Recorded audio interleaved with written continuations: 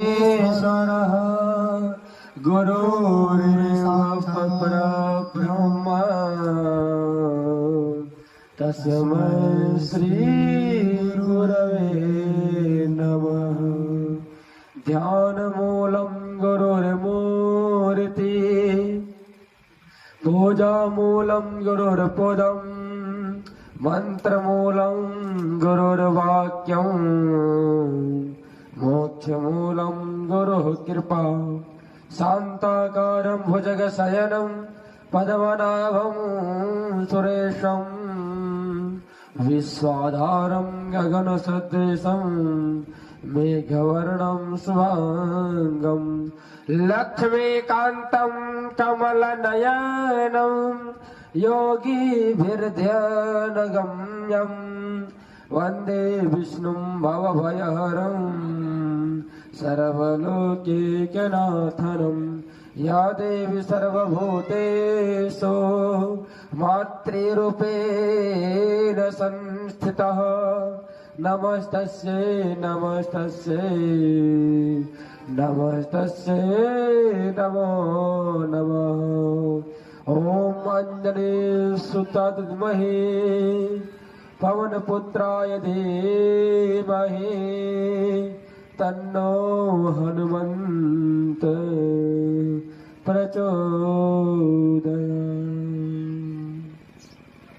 परम पूज्य गुरुदेव परम वंदनीय माता जी के और परमात्मा के कण कण में व्याप्त उस भगवत तत्व को व्यासपीठ से राधे राधे। जय श्री कृष्णा, जय गुरुदेव।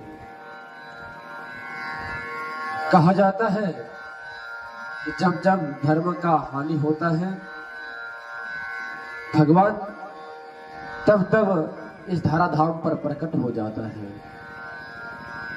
आप लोग सुने होंगे गीता में श्लोक आया है, धर्म संस्थापनार्थाय संभवामि युगे युगे। कोई कहते हैं कि भगवान आते हैं क्या करने के लिए? राक्षसों को मारने के लिए। नहीं, भगवान जब भी इस धरती पर अवतार लिए हैं मनुष्यों को मारने के लिए नहीं, दैत्यों को मारने के लिए नहीं। जब भी भगवान अवतार लिए हैं इस 24 अवतार धरती पर केवल भक्त के रक्षा करने के लिए आए हैं। और यदि जो भक्त के ऊपर फिर अत्याचार किया है तो फिर भगवान उसे दंड दिए हैं। धर्म संस्थापनार्थाय संभवामि युगे युगे। हर युग में भगवान धर्म स्थापना करने के लिए इस धरती पर अवतार लेते हैं।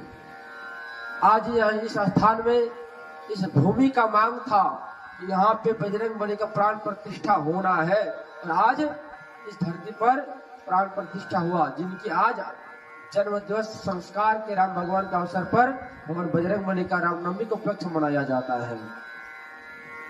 आज भाग्यशाली आप सभी लोग हैं कि भगवान का पूजन करने के लिए आप सभी लोग सम्मिलित हुए हैं। ऐसा मौका बार बार नहीं मिलता है भाई बहनों। जब अनन्य जन्मों का जब पुण्य उदय होता है सहस्त्र जन्मों का, तब ऐसा सत्कर्म ऐसा यज्ञ करने के लिए मनुष्यों का पुण्य जागृत तब मिलता है। किसी ने कहा कि पुण्य प्रारब्ध का कैसे काम करता है, जैसे कि आप समझे। एक थे गायत्री साधक जो रोज गायत्री मंत्र का जप करता था। उसने 12 पुरुषचरण किया। एक पुरुषचरण होता है 24 लाख गायत्री मंत्र जप करने का नियम जो होता है, एक पुरुषचरण होता है जो 1 साल में पूरा करना पड़ता है। और उसने 12 पुरुषचरण किया, मतलब 24 लाख का जो है 12 पुरुषचरण उसने किया।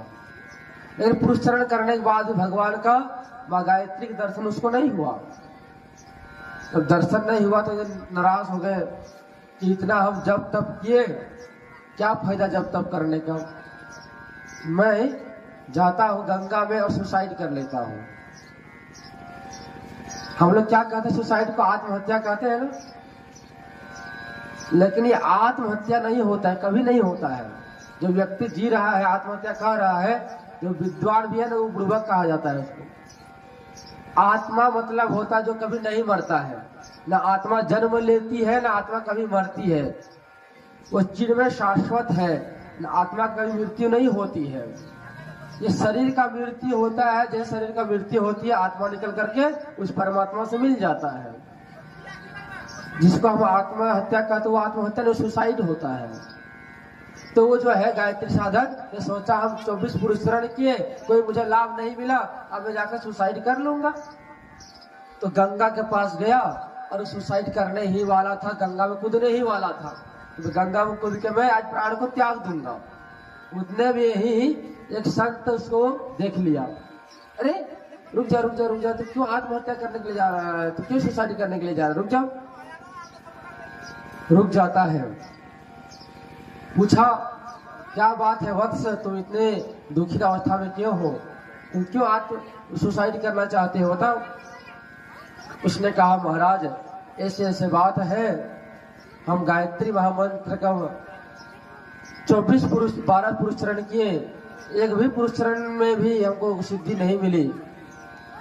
आप ऐसा कोई उपाय बताइए जिससे माँ गायत्री का साक्षात्कार दर्शन मुझे हो जाए। बोला तुम गायत्री का दर्शन करना चाहते हो, ये तो मैं नहीं कह सकता कि गायत्री माँ तुझे दर्शन दे या ना दे, लेकिन मैं एक रास्ता जरूर बताऊंगा, जो तुम कुछ ही दिन तुम जप करोगे तो भगवान तुमको दर्शन दे देंगे मंत्र शक्ति से। ठीक है आप मंत्र दीजिए। वो जो ब्राह्मण था उसने तांत्रिक मंत्र दे दिया उनको, इस तांत्रिक मंत्र तुम लेकर के जाना और एक गुफा में घुस जाना, और गुफा पर बैठ करके तो रोज इस मंत्र का जप करना। लेकिन सुनो ध्यान देना, ये क्या